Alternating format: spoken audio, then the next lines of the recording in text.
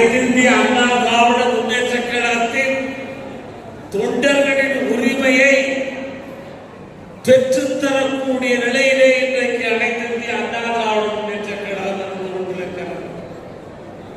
தொண்டர் என்பவர் யார்? தொண்டர் இல்லாமல் தலைவர் இல்லை. தலைவர் இல்லாமல் கூட இருந்து விடலாம். தொண்டர் இல்லாமல் தலைவர் இருக்க முடியாது. இன்றைக்கு தலைவருடைய புரட்சி தலைவருடைய இடத்திலே இருந்து கொண்டு அண்ணன் ஓபிஎஸ் அவர்கள் பறிக்கப்பட்ட உரிமைகளை பெற்றுத் தருவதற்கு இங்கே வந்திருக்கிறார்கள். இந்த பறிக்கப்பட்ட உரிமை என்ன என்பதை நீங்கள் எண்ணி பார்க்க வேண்டும். இந்திய நாட்டு வரலாற்றிலே மட்டுமல்ல, உலக வரலாற்றிலே அரசியலை நீங்கள் எடுத்து பார்த்தால், ஏன் இன்னும் சொல்லுகிறேன், இந்த பொலிட்டிக்கல் என்ற புத்தகத்தை எழுதிய மேக்கவெல்லை காலத்திலே இருந்து நீங்கள் பார்த்தால், ஒரு தலைவருடைய பெயரை சொன்ன பிறகுதான் ஒரு இயக்கமே அசையப்பட்டது, ஒரு நாடே அசைத்து காட்டியது. புரட்சி தலைவர் எம்ஜிஆர் அவர்களை திமுகவிலிருந்து வெளியேற்றியவுடன் எம்ஜிஆருடைய படத்தை போடாத எந்த பேருந்தாவது அல்லது லாரியாவது பஸ்ஸாவது தமிழ்நாட்டிலே ஓடியதா? அவர் படத்தை போட்டதற்கு பின்னாலே ஒரு இயக்கி இருக்கிற தமிழகம் என்று சொன்னால் அப்படிப்பட்ட இயக்கியவன் தொண்டன்பதை நாம் அறிவோம். சகோதரர் எடப்பாடி பழனிசாமி அவர்களுக்கு அது தெரிந்திருக்கு, நியாயம் இல்லை.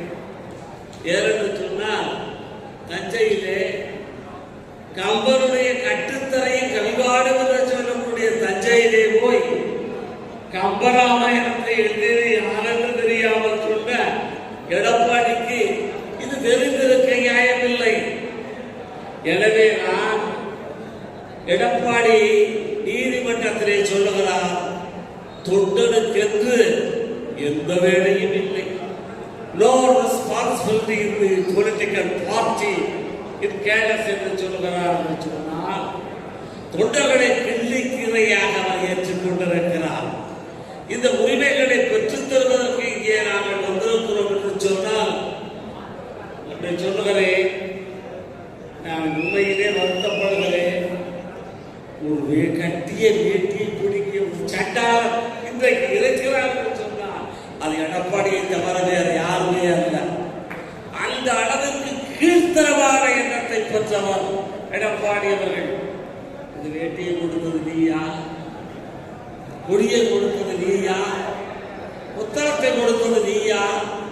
இல்லை. இதையெல்லாம் எங்கள் தங்க தலைவன் சத்தியமே நித்தனித்த தவமருந்து சத்தியத்தாய் பெற்றெடுத்த மைந்தன் புரட்சி தலைவர் எம்ஜிஆர் அவர் கொடுத்த கொடி இது. அவர் கொடுத்த வேட்டி இது. அவர் வகுத்து கொடுத்த கொள்கை அதிமுகவுடைய கொள்கை. ஆனால் எடப்பாடியோ இன்றைக்கு இந்த வேட்டியை பறிக்கிறார் என்று சொன்னார். நீதிமன்றத்துடைய தீர்ப்புக்கு தலைவர் தலைவணங்கி இருக்கிறார். ஆனால் நாங்கள் தலைவணங்க வேண்டிய நிலை எங்களுக்கு இல்லை. முடிந்தால் இந்த வேட்டியை கட்டிக்கொண்டுதான் வந்திருக்கிறோம். கொடியை காரிலே போட்டுத்தான் வந்திருக்கிறோம். எந்த சட்டத்தை கொண்டு இந்த வேட்டியை ரூபாய் நான் உள்ளே போட்டிருக்கிற லங்கோடா டிராயரா என்பதை கூட பறிப்பதற்கு தயாராக இருக்கிறாயா எடப்பாடி அவர்களே? இந்த கீழ்த்தரமான செய்கையை செய்யக்கூடிய ஈழ புத்தி உனக்கு எப்பொழுது வந்தது?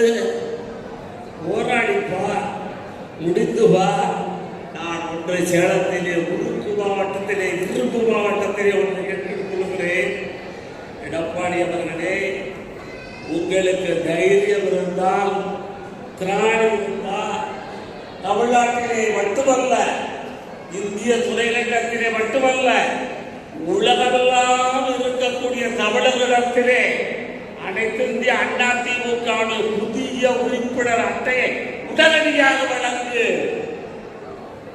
வாக்காளர் பட்டியலை வெளியிடு. வெற்றியை வை.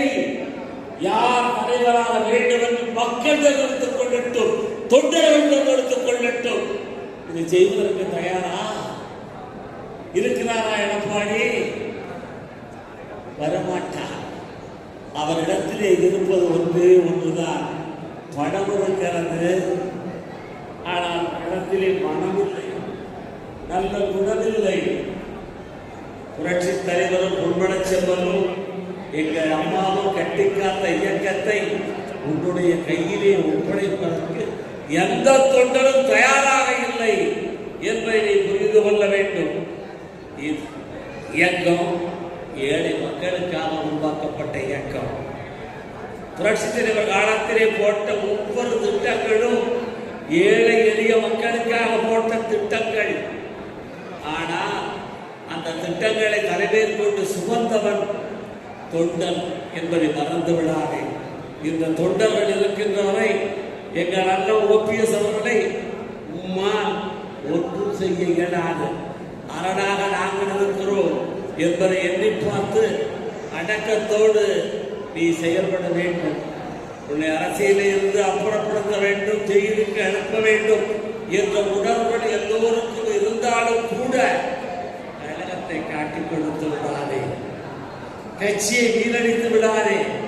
நீ சந்தித்த தேர்தலெல்லாம் தோல்வியை தவிர வெற்றி முகத்தையே காணவில்லை.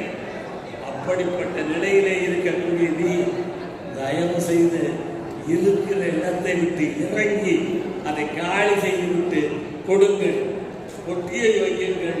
தொண்டர்களாம் தலைவரை தேர்ந்தெடுக்கட்டும். அந்த தலைவர் யாரென்று பார்ப்போம் என்று சொன்னால் அன்றைக்கு தெரியும் மக்களுடைய உணர்வு, தொண்டருடைய நிலை என்பதை புரிந்து கொள்ள வேண்டும் என்று கேட்டு ஓயவாட்டோம் எங்கள் உணர்விலே இலக்கிலே இருக்கக்கூடிய எங்கள் அண்ணன் ஓபிஎஸ் அவர்களை முதலமைச்சராக ஆக்குகிறார். ஓயவாட்டோம்.